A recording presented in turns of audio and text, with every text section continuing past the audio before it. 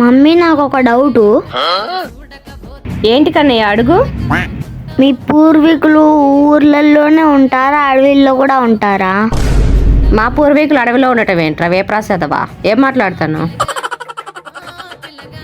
అది కాదు మమ్మీ, మనుషులు కోతుల నుంచి వచ్చారన్నారు కదా, అది అవునో కాదో అన్నా అని అడిగితే మొన్న అవునానా వాళ్ళంతా మీ అమ్మ పూర్వీకులే అని చెప్పాడు.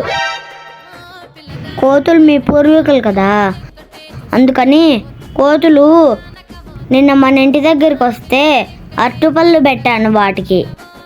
మీ పూర్వీకులు అడవిలో కూడా ఉంటే వాటికి ఫుడ్ అలాగా అని ఆలోచిస్తున్నా.